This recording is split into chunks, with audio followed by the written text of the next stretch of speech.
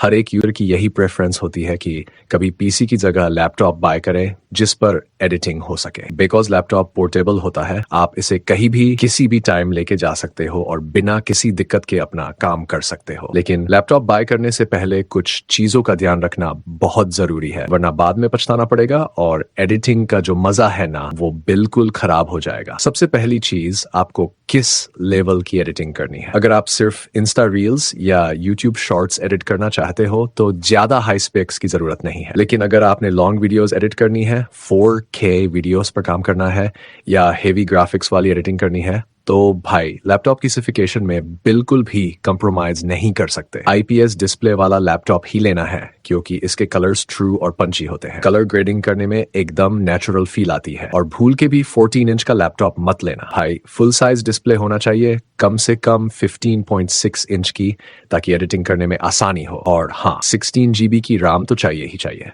अगर आप Adobe Premiere Pro, after effects या कोई और हेवी एडिटिंग टूल इस्तेमाल कर रहे हो तो भाई ये टूल्स बहुत ज्यादा रैम कंज्यूम करते हैं और ऐसा भी हो सकता है कि आपको बाद में रैम अपग्रेड करनी पड़े। इसलिए लैपटॉप लेते समय रैम और स्टोरेज का एक्सपेंशन ऑप्शन जरूर चेक कर लेना। अब स्टोरेज की बात करें तो सिर्फ और सिर्फ NVMe SSD लेनी है। HDD का जमाना चला गया भाई। SSD से आपका सिस्टम तेज चलेगा, फाइल्स जल्दी ओपन होंगी और एडिटिंग स्मूथ चलेगी। अब सबसे इंपॉर्टेंट चीज, ग्राफिक कार्ड। इस बजट में हमें दो तरह के ग्राफिक्स कार्ड मिलते हैं, RTX 2050 और RTX 3050। सिर्फ और सिर्फ RTX 3050 पर फोकस करना है। RTX 2050 लेकर कोई फायदा नहीं है, वो एडिटिंग के लिए ऑप्टिमाइज नहीं है। RTX 3050 से आपकी 4K एडिटिंग स्मूथली हो जाएगी और मल्टीपल लेयर्स पर काम भी कर सकते हो। अगर आपने हाई एंड रील्स बनानी है, VFX एडिटिंग करनी है तो भी RTX 3050 काफी रहेगा। तो बिना किसी देरी के अब बात करते हैं पहले लैपटॉप की, जो इस बजट का सबसे बढ़िया ऑप्शन है, HP Victus।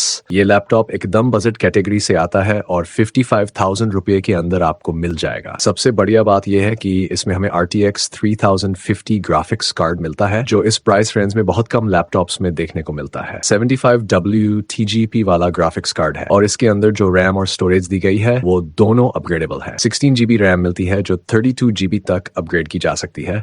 साथ में 512 GB NVMe Gen 4 SSD मिलती है जिसे भी अपग्रेड कर सकते हैं। इसका मतलब फ्यूचर में अगर आपको ज्यादा स्पेस चाहिए तो आप इसे बढ़ा सकते हो। प्रोसेसर की बात करें तो Ryzen 5600H दिया गया है, जो H सीरीज का प्रोसेसर है और हेवी वर्कलोड को आराम से हैंडल कर सकता है। इस लैपटॉप में Windows 11 और MS Office 2021 प्री इंस्टॉल मिलता है लाइफ टाइम वैलिडिटी के साथ। और बैटरी बैकअप की बात करें तो इसमें 70W की बैटरी की बैटरी और 200W का चार्जर मिलता है, जिससे चार्जिंग स्पीड भी अच्छी रहती है। अगर आपका बजट 55,000 से ऊपर नहीं जा सकता तो HP Victus आपके लिए इससे बेस्ट ऑप्शन रहेगा। और इस लैपटॉप की बाइंग लिंक आपको डिस्क्रिप्शन बॉक्स और प्रोडक्ट टैब में मिल जाएगी, जरूर चेक कर लेना। अब बढ़ते हैं अगले लैपटॉप की तरफ, जो थोड़ा प्रीमियम सेगमेंट में आता है और ज्यादा पावरफुल है, Lenovo Eloque। इस लैपटॉप में Ryzen 5 7535HS प्रोसेसर मिलता है, जो HP Victus के 5600H से ज्यादा नया और पावरफुल है। इसका परफॉर्मेंस ज्यादा स्मूथ रहेगा और मल्टीटास्किंग भी बेहतर होगी। रैम की बात करें तो ये लैपटॉप 24 GB रैम के साथ आता है, जो पहले से ही DDR5 है और 4800 MHz की स्पीड देती है। मतलब HP Victus से रैम भी ज्यादा और फास्टर भी। 512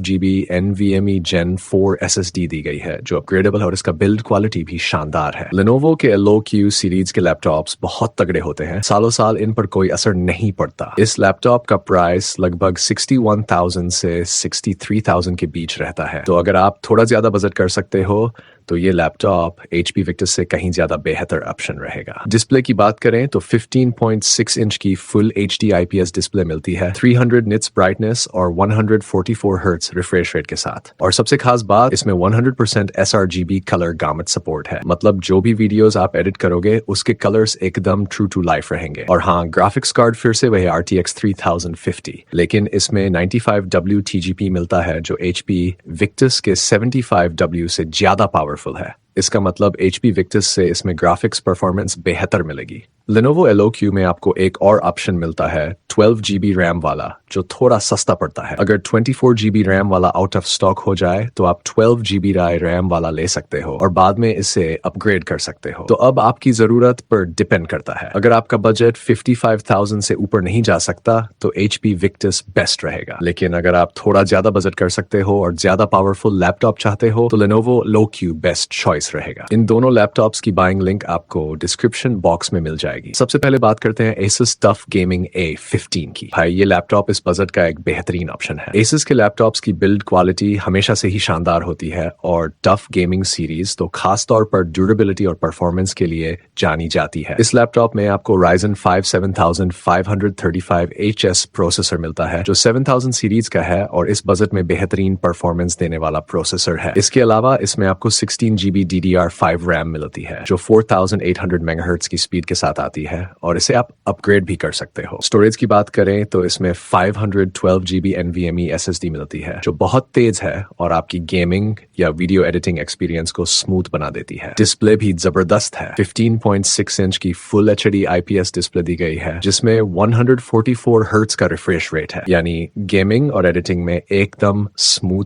एक्सपीरियंस मिलने वाला है। ब्राइटनेस भी 250 निट्स की है, जो इंडोर यूज के लिए बढ़िया है। ग्राफिक्स कार्ड की बात करें तो इसमें RTX 3050 मिलता है 75 WTGP के साथ, यानी गेमिंग और एडिटिंग दोनों के लिए perfect. MS Office 2021 life time validity के साथ आता है, जिससे आपको अलग से ऑफिस खरीदने की जरूरत नहीं पड़ेगी। बैटरी 48 WH की है और 180 W का चार्जर मिलता है, तो बैटरी बैकअप भी अच्छा खासा मिलेगा। सभी जरूरी पोर्ट्स दिए गए हैं, जिससे आपको किसी भी एक्सटर्नल डिवाइस को कनेक्ट करने में कोई दिक्कत नहीं आएगी। अब आते हैं एकदम यूनिक ऑप्शन पर, MacBook Air M1। अगर आपको विंडोज नहीं चाहिए और macOS पसंद है तो ये आपके लिए बेस्ट ऑप्शन हो सकता है, लेकिन ध्यान देना, इसे सिर्फ उन्हीं लोगों को लेना चाहिए जिन्हें एप्पल का इकोसिस्टम चाहिए और जो फाइनल कट प्रो या macOS के दूसरे टूल्स पर काम करते हैं, क्योंकि Adobe Premiere Pro या दूसरे Adobe टूल्स इसमें अच्छे से ऑप्टिमाइज्ड नहीं होते। इसका जो करंट प्राइस चल रहा है वो लगभग 66,000 रुपये है, लेकिन ये 57,000 रुपये तक भी सेल में आ चुका है, तो आप इसे डिस्काउंट में खरीद सकते हो। MacBook Air M1 में आपको एप्पल का M1 चिपसेट मिलता है, जो 8 कोर CPU और 7 कोर GPU के साथ आता है। रैम की बात करें तो इसमें 8 GB यूनिफाइड मेमोरी मिलती है, जो macOS के साथ बहुत ही बढ़िया परफॉर्मेंस देती है। स्टोरेज 256 GB SSD मिलती है, लेकिन ध्यान रखना ये अपग्रेडेबल नहीं है। अगर ज्यादा स्टोरेज चाहिए तो आपको एक्सटर्नल SSD खरीदनी पड़ेगी। इसकी डिस्प्ले एकदम शानदार